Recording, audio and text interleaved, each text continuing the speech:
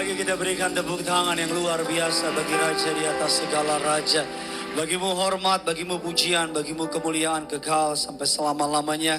Engkaulah tempat perlindungan kami, engkaulah kubu pertahanan kami, menara perlindungan kami. Kami berterima kasih untuk pemakaianmu atas tim pujian penyembahan. Hamba-Mu berdoa dengan segala kerendahan hati dan ketergantungan kepadamu. Pakai juga hamba-Mu pada sore malam hari ini, untuk bukan hanya memberkati jemaat di Tiberias Gading Nias, tapi dimanapun siaran ini, ibadah ini disiarkan. Siapapun telinga yang mendengar, mata menonton, setiap mereka juga diberkati. Kami percaya mereka tidak sama waktu mereka datang, mereka pulang pasti diberkati. Kami juga mematahkan setiap kubu pertahanan yang dibangun oleh keangkuhan manusia untuk menentang pengenalan akan nama Yesus. Kami patahkan, hancurkan kuasanya. Tidak berkuasa atas setiap kami. Kami tundukkan di bawah kaki Kristus. Kami berdoa Allah Roh Kudus, Engkau disambut di tengah-tengah kami. Berbicaralah atas setiap kami. Pakai hamba-Mu untuk bisa mengajar dengan baik dan benar. Bahkan urapi jemaat-Mu di tempat ini, telinga seorang murid, hati seorang hamba. Agar setiap kami yang datang hari ini, kami semuanya diberkati. Sembunyikan hamba-Mu di balik salib kemuliaan-Mu. Hanya nama Yesus saja yang dipermuliakan. Di dalam nama Tuhan Yesus, sidang jemaat Allah, Gereja Tiberias Indonesia yang di tempat ini, yang ada di rumah, sama-sama dengan bangga kita katakan amin. Kita berikan kemuliaan, tepuk tangan bagi Tuhan kita. Silakan duduk kembali saudara. Haleluya, puji Tuhan. Terima kasih atas kesediaan saudara datang beribadah di rumah ini. Terimalah salam dari mimbar ini, lantai 3, lantai 4, lantai 2. Shalom Tiberias. Bisa lebih semangat lagi. Shalom Kelapa Gading. Apa kabar semuanya saudara? Tuhan Yesus itu baik, amin. Ada banyak berkat, ada banyak mukjizat, ada banyak uang saudara. Haleluya. Kalau sudah tidak keberatan seperti biasa, jumpai 2-3 orang di kiri kanan saudara. Kasih senyum yang terbaik. Bilang sama orang tersebut, saya senang duduk di samping kamu. Ayo bilang saudara. Haleluya saudara, saya berdoa anak-anak muda yang berangkat single pulang ganda campuran. Semua jomblo katakan amin. Banyak juga jomblo di sini saudara ya.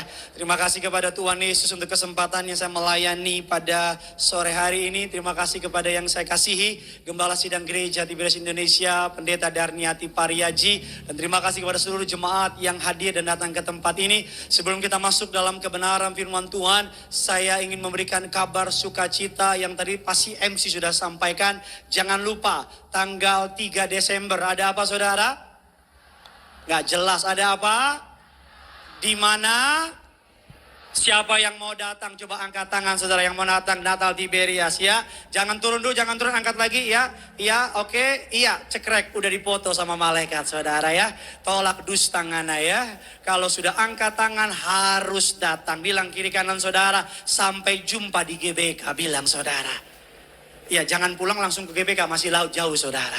Nanti kita akan belajar pada hari ini tema khotbah yang Tuhan taruh di hati saya dan saya percaya pasti memberkati saudara. Temanya bisa tolong ditampilkan di layar, The Tower of Refuge atau Menara Perlindungan. Apa tema khotbahnya? Menara Perlindungan. Kalau saudara lihat di sana, saya memilih gambar ini. Di gambar ini ada sebuah ombak yang begitu tajam, ombak yang begitu besar, dan di tengah-tengahnya ada menara yang tetap berdiri kokoh. Seakan-akan menara itu atau bangunan tersebut tidak goyah sama sekali. Dan siapapun yang berada di dalam menara tersebut pasti aman. Walaupun di luar ada badai, walaupun di luar ada angin, walaupun di luar ada ombak yang bisa menghancurkan siapapun, tetapi tampilkan kembali gambarnya, tetapi yang ada di dalam tower itu, yang ada di dalam menara itu tetap aman. Sama-sama bilang sama saya, dunia boleh mengalami kehancuran, tetapi saya yang punya Yesus tidak akan dihancurkan. Sama-sama bilang sama saya, yang ada minyak, yang ada anggur, tidak akan dirusakkan. Tiberias, kasih tepuk tangan dulu bagi Tuhan kita. Mari sama-sama kita buka dasar kebenaran firman Tuhan. Mazmur 46 ayatnya yang kedua dan ayatnya yang ketiga. Kitab Mazmur ini ditulis oleh orang Jawa, namanya Mazmur, istrinya Mbak Mur. Nggak lucu ya? Nggak apa-apa. Namanya usaha. Mazmur 46 ayat 2 dan ayat 1, 2, dan 3. Yang sudah di sana, sama-sama dengan saya katakan, saya pasti diberkati. Karena 3 pasal, yuk kita sama-sama baca. 3, 2, 1, ya.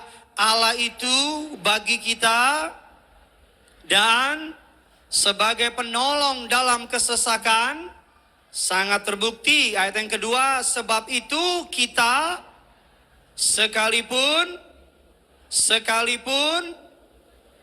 Ayatnya yang ketiga, sekalipun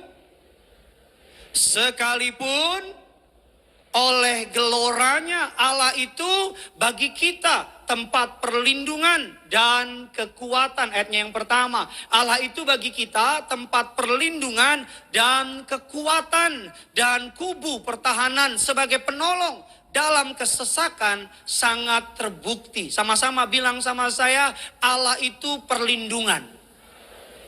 Sama-sama bilang sama saya, Allah itu kekuatan. Sama-sama bilang sama saya, sudah terbukti. Amin saudara. Saudara, di tengah keadaan zaman, kalau saudara tadi datang ke tempat ini, pasti saudara di rumah, saudara kunci rumah saudara. Kalau saudara parkir di sini, pasti saudara kunci mobil saudara. Kalau saudara datang ke tempat ini, pasti saudara berusaha mengamankan barang pribadi saudara. Kenapa demikian? Karena setiap kita mencari rasa aman. Betul apa tidak? Setiap kita pengen ngalamin rasa aman. Di setiap kita pengen ada kepastian. Di tengah dunia yang secara konstan berubah, kepastian hanya kita dapat di dalam Yesus. Yang setuju katakan amin. Saudara, hari-hari ini orang stres banyak loh. Orang stres apa saudara? Banyak. Saya punya kenalan jemaat kita, dia jualan itu bola stres. Bola anti stres yang kalau saudara tekan, kalau saudara lagi stres, tekan bolanya daripada tekan tangan suamimu. Tekan itu bola, dibejek-bejek gitu, supaya ngilangin stres. Dan saya tanya sama dia, tiap tahun angka penjualan bola anti stres itu atau alat-alat anti stres itu meningkat tajam loh. Makanya kan sekarang ada muncul istilah staycation, healing, giling, dan sebagainya. Betul kan saudara? Hari-hari ini orang stres banyak loh. Saya kalau doain anak-anak muda, belakangan ini Tuhan saksinya loh. Anak muda kalau saya doakan nggak banyak omong, cuman tarik lengan panjangnya, cuman tarik dia punya baju panjangnya itu saudara, tarik begini, pasti tangannya penuh dengan menyakiti diri sendiri. Kenapa? Stres. Kalau saudara belakangan ini nggak pernah ngalamin yang namanya masalah pencernaan dan tiba-tiba punya masalah pencernaan, menurut dokter, saudara kemungkinan besar mengalami gejala stres. Kalau saudara selama ini tidurnya baik-baik saja dan tiba-tiba belakangan ini susah tidur, kemungkinan besar saudara mengalami gejala. Kalau mata saudara merah, bibir pecah-pecah, kaki saudara goyang, kemungkinan saudara mengalami gejala nggak ada duit. Kemungkinan ngalamin gejala. Kalau saudara pergi ke Muara Karang, ada sebuah tempat namanya Angry Room. Tempat itu apa? Tempat itu ada temanya kantor, ada temanya dapur, ada temanya rumah. Di tempat itu saudara, kalau saudara stres, saudara misalnya temanya kantor, saudara bisa ngancurin tuh CPU, printer, komputer, saudara bisa hancurin tuh. Tentunya bayar. Kalau nggak bayar, kau pulang dihancurin. Iya, ada, betul. Saudara klik aja di internet, rumah pelepas stres. Ngapain gue kasih tahu? Nanti lo datang lagi. Dan saya cek untuk ke sana sudah booking jauh-jauh hari. Kenapa? Orang stres makin banyak. Makanya saya mau bilang sama saudara, siapa yang mau kita andalkan di zaman akhir ini? Kepada siapa kita mau berpaling? Kepada siapa kita mau menyandarkan pengharapan kita? Kalau bukan kepada Kristus Yesus Tuhan. Amin saudara. Nah biasanya saya khotbah berkat dari mengandalkan Tuhan. Hari ini kita akan belajar dulu saudara. Bagian yang pertama, kita akan belajar apa yang akan terjadi Jika saya salah memilih tempat perlindungan.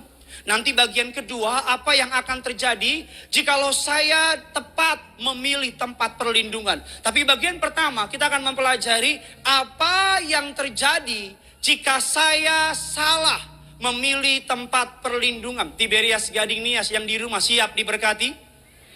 Coba yang siap diberkati lambaikan tangan saudara dulu. Oke, kasih tepuk tangan dulu buat Tuhan kita. Yang pertama, kalau saudara salah memilih tempat perlindungan, yang pertama yang akan terjadi, saudara akan mengalami yang namanya distance atau jarak.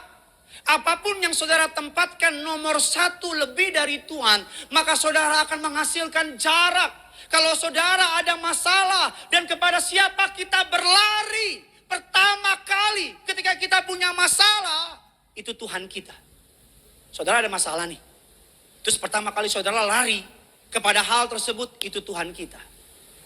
Saudara, kalau saudara punya masalah dan saudara lari pertama kali bukan kepada Tuhan, ada istilah dalam kecelakaan P3K, pertolongan pertama pada waktu kecelakaan.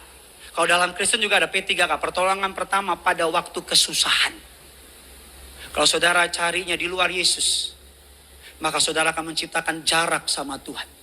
Berapa waktu yang lalu saya menghadapi masalah. Saya nggak cerita sama istri saya nggak cerita sama mama saya. Dan ketika masalah udah selesai, istri saya tahu. Istri saya langsung marah, sayang kenapa gitu? Aku kan istrimu.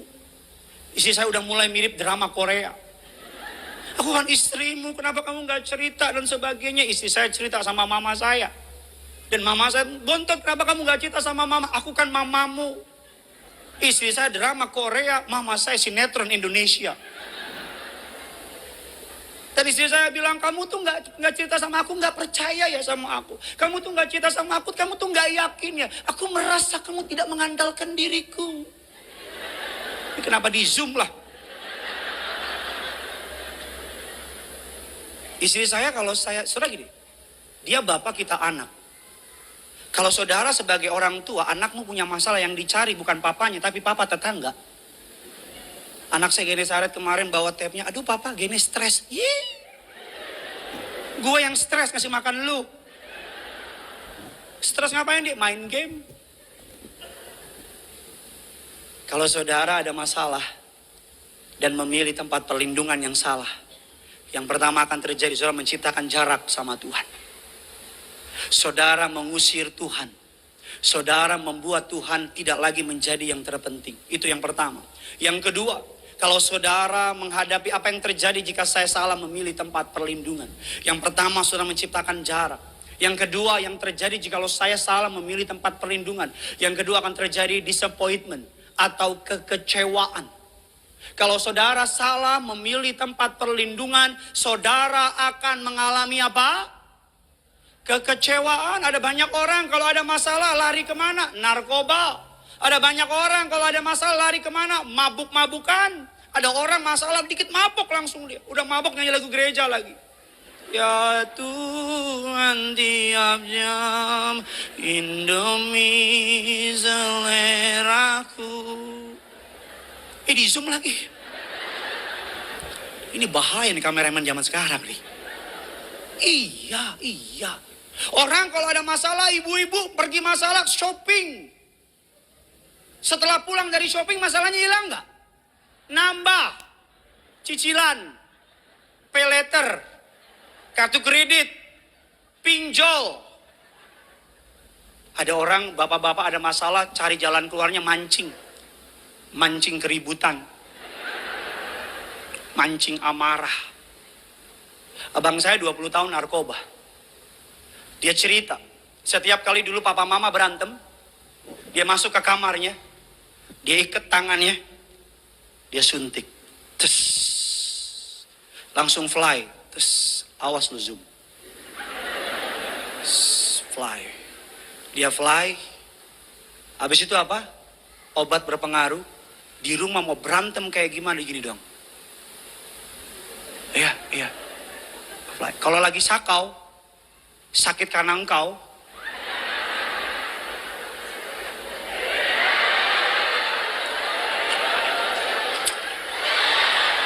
puas. Kalau lagi sakau, itu di rumah suka terjadi pengangkatan belum waktunya. Ya ada rapture. Barang-barang terangkat. Sampai di rumah Gade. Kalau ada tamu datang ke rumah kami, tamu nih datang ke rumah. Saya bilang, barang pegang ya. Tas simpen ya. Kalau ada kehilangan di rumah ini bukan kesalahan pengelola, saya bilang. Iya. Abang saya pernah nanya gini sama abang saya. Bang, apa sih anaknya narkoba? Abang saya bilang gini, Dek, kalau abang lagi sebel, lihat keadaan lagi ribut dan sebagainya, suntik, tes. Sesaat, dia pindah ke dunianya. 3 hal, mabok-mabokan, narkoba, sama seks. 3 hal ini kalau kita nggak punya Tuhan, kalau kita ada masalah, biasanya orang lari ketiga ini nih. Kalau nggak narkoba, mabok-mabokan, atau seks. Ada jemaat cerita sama saya. Dan sedang kita layani hari ini. Manajer, kita kan sekarang kerja di sebuah dunia yang pimpinan kita banyak nuntut, banyak target, dan sebagainya. Betul apa tidak? Makanya paling enak jadi pendeta.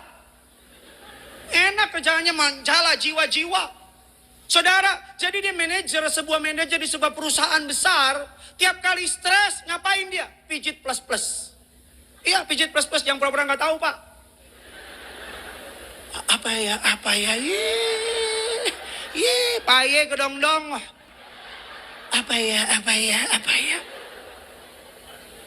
Tiap kali dia stres, dia ke tempat pijit plus-plus. Dan ketika ke tempat pijit plus-plus, dia jatuh hati sama tukang pijitnya, seorang janda. Jalan terus, selingkuh, hasilkan anak. Saya tolak dusta, tolak tipu.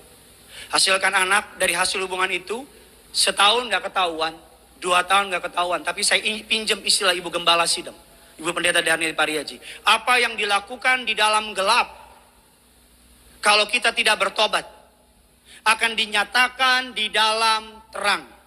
Sepandai-pandainya tupai melompat, pasti jatuh juga. Sehebat-hebatnya kita tutupin bangkai, pasti ketahuan. Setahun ceritanya ke Medan, ke Manado, ke Bali, bikin katanya bisnis trip dan sebagainya, ketahuan.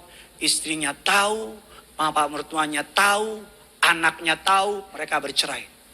Udah bercerai, perempuan selingkuhannya lari sama laki-laki lain. Sekarang di mana dia? Di kos-kosan, bayar kos-kosan gak bisa. Udah hancur, rata sama tanah. Iblis selalu begitu.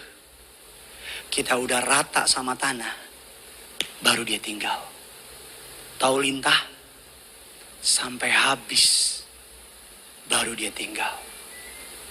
Tokopedia. Kenapa selalu ada itu? Jadi gini ya, masuk ke HP ada yang namanya setting.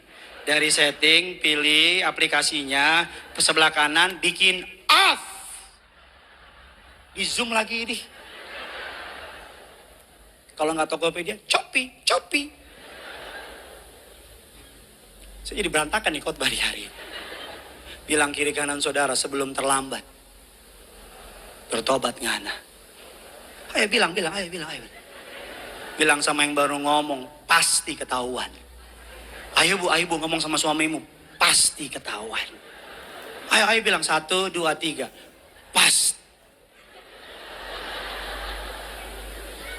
Pasti ketahuan. Kalau saudara ada masalah dan saudara lari bukan kepada Tuhan, saya jamin pasti kecewa. Pasti. Saudara ada orang ada masalah larinya ke makanan. Wah makan, bukan iman yang bertambah, perut yang bertambah.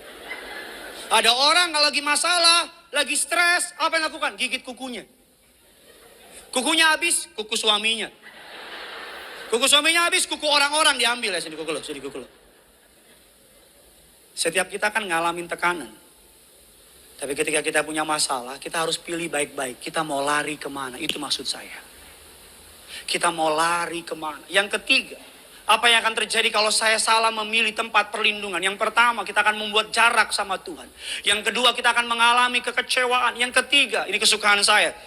Apa yang akan terjadi jika saya salah memilih tempat perlindungan. Yang ketiga, kita akan mengalami kehancuran. Sama-sama bilang sama saya, hancur.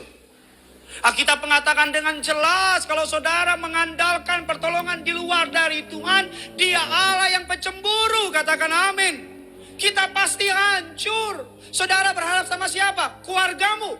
Berharap sama siapa? Kolegamu. Berharap sama siapa? Backinganmu. Saudara berharap sama manusia, saya jamin pasti dikecewakan. Gideon 1 ayat 2. Amin. Loh, banyak orang kok cerita. Saya jemaat Kelapa Gading ya, cerita sama saya. Dari kecil sama-sama susah. Sama-sama gak punya apa-apa. Gideon udah saling menikah, kokonya jadi orang kaya. Sedangkan dia bukan orang biasa-biasa aja. Naik motor sama istri sama anak ke rumah kokonya. Naik motor dari jauh udah kelihatan tuh. Kokonya, istrinya sama anak lagi main di halaman. Ketika sampai di rumah, buka helm, buka jaket, masuk ke pintu rumah kokonya, pembantu yang nyambut.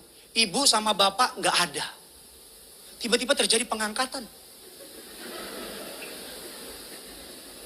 Dan dia bilang gini sama saya, Pak, kalau miskin, keluarga juga pura-pura gak kenal ya.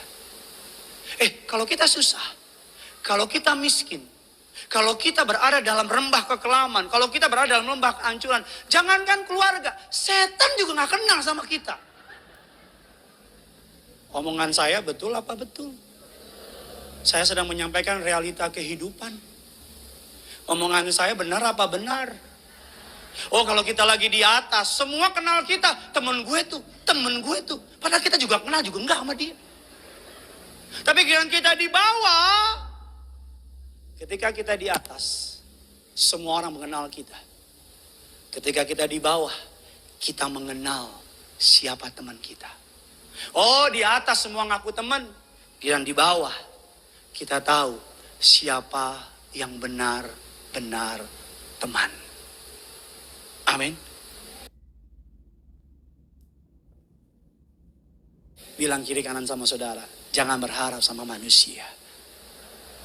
Yesaya 2 ayat yang ke-22, sama-sama yuk kita baca. Yesaya 2, 22. 3, 2, 1, iya.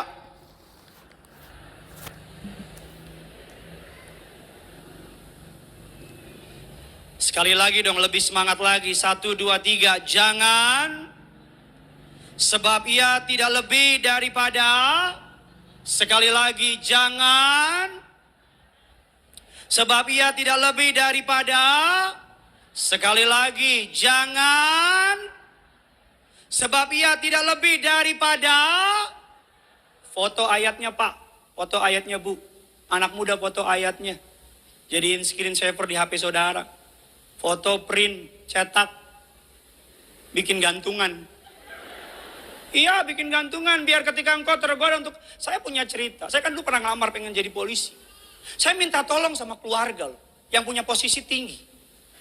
Kan banyak orang Batak kan posisi, ya begitulah. Saya datang, dan saya ketika datang ke daerah tempat dia tinggal, saya datang 3 minggu sebelum pendaftaran. Saya nyuci, saya ngepel, beres-beres rumah. Kan orang Batak begitu, kalau mau minta tolong, baikin dulu.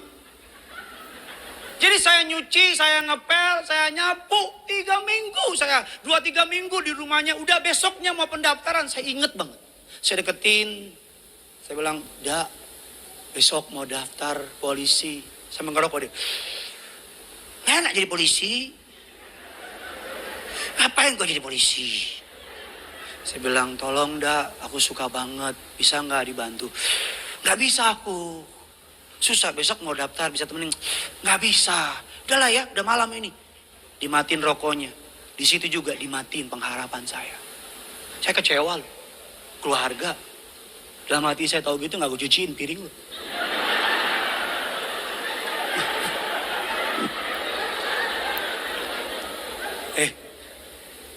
Mau kecewa, berharap sama manusia. Mau patah hati, berharap sama manusia. Jenderal bisa pensiun.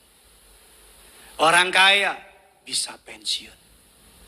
Hanya Yesusmu yang tidak pernah pensiun. Tolong bela saya.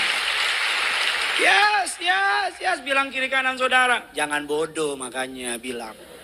Bilang aja Gideon yang ngomong, bilang jangan bodoh. Amin. Jangan berharap sama manusia. Kita lihat satu ayat biar kita lebih dalam lagi apa yang saya maksud. 2 Tawarik 16, 12 dan ke-13. Sama-sama kita baca. 3, 2, 1. Ya, pada tahun Asa menderita sakit pada kakinya namun dalam kesakitannya itu ia tidak mencari pertolongan Tuhan, tetapi pertolongan tabib-tabib. Entah berapa kali banyak jemaat maju ke depan, saya kecewa Pak, sama siapa? Sama keluarga. Saya kecewa Pak, sama teman. Saya kecewa Pak, sama siapa? Sama pendeta. Pendeta juga manusia, sama. Saudara menaruh harapan sama saya aja gak menaruh harapan sama saya. Saudara meyakini saya sebagai, saya aja menaruh harapan saya sama Tuhan. Bodoh kan? Kita menaruh harapan sama manusia, yang manusia saja menaruh harapannya sama Tuhan.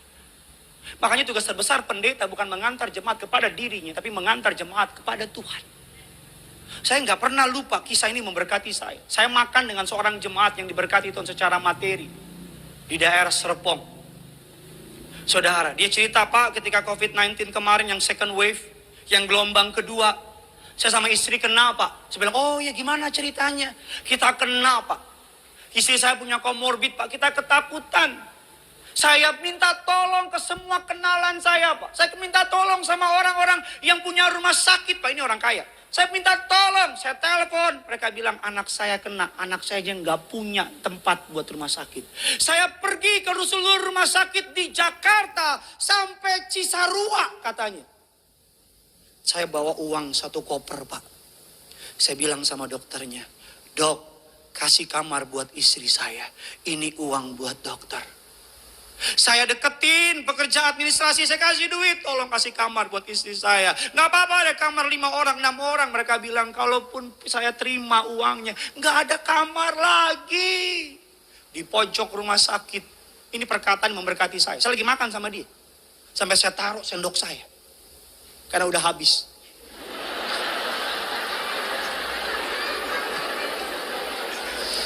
Ada yang begini? Ya. Saya lagi makan. Ini perkataan dengar baik ya. Saya quote and quote perkataannya. Dia ngomong begini.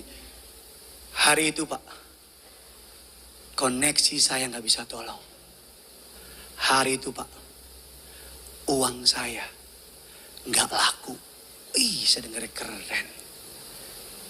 Koneksi gak bisa tolong, uang saya gak laku. Hari itu saya sadar Pak, kalau kita lagi dihadapkan kematian,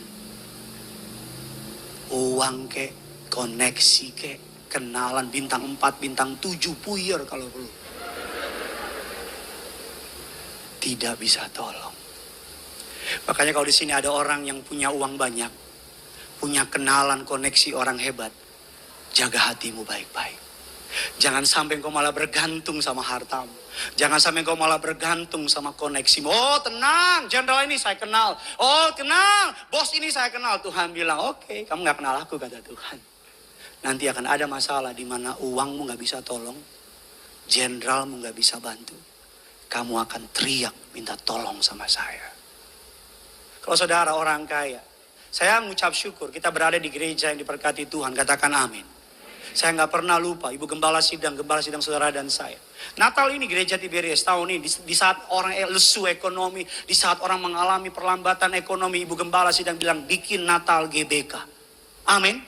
Natal GBK dan saudara nggak main-main biayanya. Kenapa? Supaya saudara senang, jemaat bersuka cita. Kita sama-sama mengumpul di Gelora Bung Karno, ratusan ribu jemaat. Malam kudus sunyi senyap. Amin. Saya nggak pernah lupa Ibu Gembala menjual rumahnya di sebuah daerah elit. Dan harganya saudara kurang lebih 24 sampai 23 miliar. Dan Ibu Gembala bilang sama yang beli rumah, tolong transfer ke rekening gereja. Untuk apa? Pengembangan gereja. Gereja ini kita berdirikan hari ini saudara tidak seperak pun diminta. Saudara nggak pernah dengar kan di Tiberias malam pengumpulan dana? Ada di situ? Nggak pernah ada. Kenapa? Karena kita tahu. Kita bukan mengandalkan orang kaya. Gereja ini berdiri bukan mengandalkan orang kaya, orang hebat. Gereja ini berdiri karena mengandalkan Yesus. Yesus satu-satunya yang dapat diandalkan. Bilang kiri kanan saudara, andalkan Yesus. Bilang sama yang baru ngomong, gak akan kecewa kamu. Kita sudah belajar saudara, apa yang akan terjadi kalau kita salah menaruh tempat perlindungan. Kalau kita salah memilih tempat perlindungan. Izinkan saya masuk ke bagian yang kedua. Apa yang akan terjadi jika kita tepat memilih tempat perlindungan. Yang pertama, yang akan terjadi jika kita tepat memilih tempat perlindungan. Keluarkan catatan saudara. Yang pertama, kita akan mengalami kekuatan dari Tuhan. Tuhan menguatkan kita jika kita mencari kekuatan dan kemenangan daripadanya. Diberkatilah orang yang mengandalkan Tuhan, yang menaruh harapannya kepada Tuhan. Dia seperti tanaman yang ditanam di tepi aliran sungai, yang merambatkan akarnya ke ujung-ujung. Dia tidak mengalami tahun yang kering, daunnya tidak pernah kering. Apa saja yang dikerjakannya berhasil. Kasih tepuk tangan dulu buat Tuhan kita dong. Tapi Alkitab katakan selanjutnya, terkutuklah orang yang mengandalkan manusia. Ketika kita mengandalkan Tuhan, kita mengatakan yang pertama ada kekuatan. Sumber kekuatan bagi semua orang. Sekali lagi, sumber kekuatan.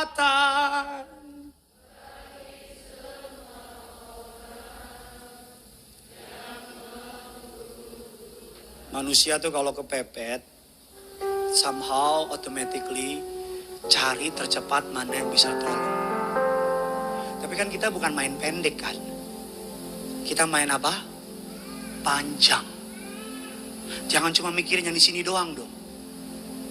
Mikirin kekekalan, itu maksud saya.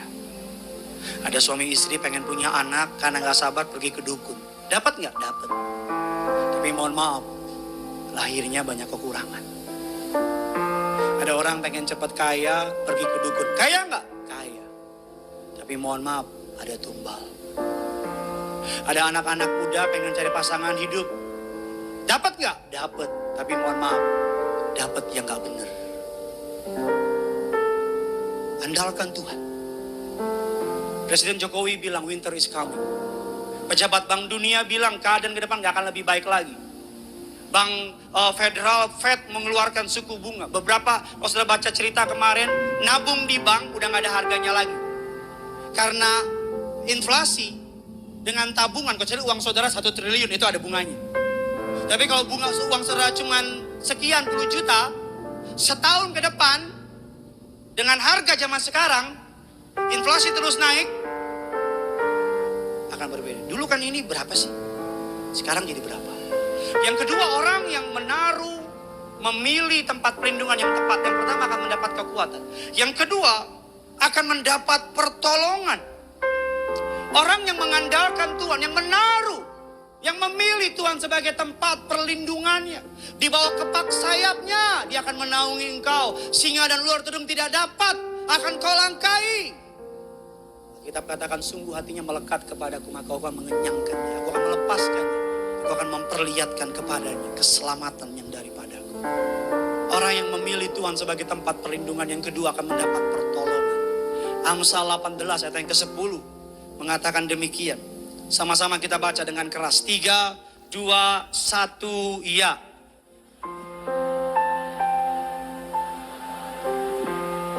Sekali lagi, nama Tuhan.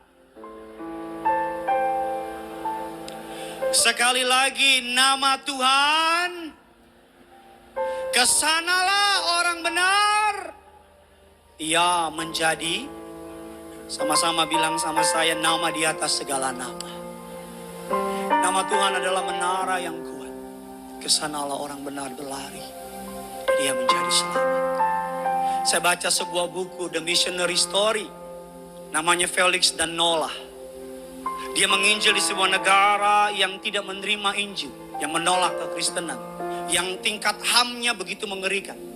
Long story short, mereka khotbah di tengah ibadah di sebuah desa dekat hutan. Ketika lagi khotbah, tentara datang menangkap mereka. Beberapa orang gereja melindungi mereka, dan 2 orang ini suami istri, Felix dan Nola, ini true story, lari ke hutan. Selama mereka lari ke hutan, mereka tahu kalau ketangkap sama penjara, mati, atau di penjara tanpa diadili alias disiksa setiap hari. Dia lari ke hutan sambil teriak, nama Tuhan adalah menara yang kuat, kesanalah orang benar berlari dan dia menjadi selamat. Nama Tuhan adalah menara yang kuat, kesanalah orang benar berlari dan dia menjadi selamat. Nama Tuhan adalah menara yang kuat, kesanalah saya berlari dan saya menjadi selamat. Dia masuk ke sebuah goa setelah beberapa hari. Ini kesaksian dia ya. Dia masuk ke sebuah goa, tiba-tiba di goa itu, di ujung goanya, laba-laba pada turun. Beberapa hari laba-laba itu membangun yang namanya sarang. Dan beberapa hari kemudian tentara cari dari goa ke goa, sampai di goa itu yang ada sarang laba-laba. Dan tentara bilang, gak mungkin ada di dalam, karena ada sarang laba-laba. Selesai keluar, dia bikin buku. Saya quote and quote perkataannya, saya nggak kurang-kurang, nggak lebih. Kata gini, perkataannya, di mana Allah berada, sarang laba-laba menjadi tembok yang kokoh. Di mana Allah tidak berada, tembok yang kokoh menjadi sarang laba-laba. Saudara tahu sarang laba-laba kan? Yang kalau pakai jala, pakai lidi cuman habis. Sarang laba-laba tuh rapuh. Kayak siapa? Saya, saudara, kita semua di ruangan ini. Mau andalin apa? Harta. Saya pelayanan di Surabaya. Ada jemaat punya pabrik orang kaya. Siang orang kaya, malam-malam pabriknya kebakar api. Siang orang kaya, malam orang miskin. Mau andalkan apa? Fisikmu yang kuat. Saya banyak ketemu orang, siang masih ketemu, masih hidup. Malam sudah di peti mati. Apalagi? Jabatan. Saya banyak ketemu orang yang posisinya tinggi, dalam beberapa waktu jatuh dari ketinggian, jadi yang paling hina. Kalau saudara menjadikan Tuhan sebagai tempat perlindungan, Dia akan memberikan kekuatan. Dia akan memberikan pertolongan. Tidak pernah terlambat, tidak pernah terlelap penolong Israel. Dia menjaga saudara dan saya. Aku melayangkan mataku ke gunung-gunung. Dari manakah datangnya pertolonganku? Pertolongan saudara dan saya datang dari Allah yang menciptakan langit dan bumi. Pertolongan kita datang dari Yesus yang tidak pernah terlambat menolong kita. Yang ketiga, yang terakhir, apa yang akan terjadi jika kita menjadikan Tuhan sebagai tempat perlindungan kita? Yang ketiga, yang terakhir, kita tidak akan mengalami ketakutan. No fear. Alkitab mengatakan kasih yang sempurna melenyapkan ketakutan. Alkitab mengatakan Allah tidak memberikan kita roh ketakutan, melainkan roh yang membangkitkan kasih, membangkitkan kekuatan dan ketertiban. Saya tutup dengan sebuah ilmu psikologi. Saya tahu tadi malam jam 1 malam, jam 12 lupa tepatnya, lagi mau tidur, buka-buka, saya suka baca-baca belakangan ini saudara. Gak tahu gimana, saya belakangan ini suka baca banget. Jadi saya baca beberapa psikologi saudara. Ada sebuah ilmu yang menarik namanya The Morphy-Law. The Morphy-Law. Dibuat ini orangnya, The Morphy-Law, Edward Aloysius Murphy Jr. Dia orang aerospace engineer. Dia menemukan sebuah, berdasarkan, kalau ini ada psikolog, sudah bisa tahu benar apa enggak omongan saya. Murphy-Law itu apa sih? The Murphy-Law, sebuah penelitian, sebuah ilmu yang sudah diteliti oleh banyak orang dan ditetapkan sebagai sebuah kemungkinan besar terjadi. Apa sih Murphy-Law, Pak Pendeta? Gampangnya begini. Murphy-Law adalah saudara, the more you fear something, the more it will happen. Murphy-Law bilang begini, kalau kita takut sama sesuatu, kita takut, kita meditate on fear, kita mikirin ketakutan itu, maka ketakutan itu akan punya kuasa dan somehow melumpuhkan kita. Makanya Ayub bilang begini, apa yang kutakutkan, itu yang terjadi. Apa yang kucemaskan, itu yang mendatangi aku. Edward Morvillo bilang demikian. Saudara pernah nggak, dia dilakukan penelitian, pernah nggak saudara lagi musim hujan kayak sekarang, kemana-mana bawa payung dan nggak pernah hujan. Tapi giliran sekalinya nggak bawa payung, hujan. Pernah nggak saudara naik motor, bawa jas hujan, kemana-mana bawa, nggak pernah hujan. Tapi giliran sekali, nggak pernah hujan, nggak bawa, malah. Atau yang paling sering, ini sering banget nih. Saudara, mobil saudara nggak pernah dicuci, nggak pernah hujan. Tapi giliran baru dicuci, baru masuk di tempat cuci, pas sudah cuci, udah bersih, bersinar, sunlight, baru keluar. Morvillo ngomong begini, saya diberkati. Ini sebenarnya dari kita. Morvillo ngomong begini. Apa yang kita takutin, somehow itu dapat datangin kita. Kalau kita terus gitu pikirin. Makanya daripada meditate on fear, mendingan meditate on God. Daripada pikirin cicilan, tagihan, utang. Tadi Ibu Gembala bilang dalam khotbahnya, luangin waktu baca Alkitab. Harus rajin baca firman. Mendingan kita meditate, makan firman. Biar firman ini masuk. Saya berdoa firman ini boleh menjadi berkat bagi saudara. Siapa yang diberkati bisa lambaikan tangan saudara. Kasih tepuk tangan dulu bagi Tuhan kita. Sama-sama kita bangkit berdiri, kita datang sama Tuhan. Kita sama-sama datang menyembah hadirat Allah yang luar biasa.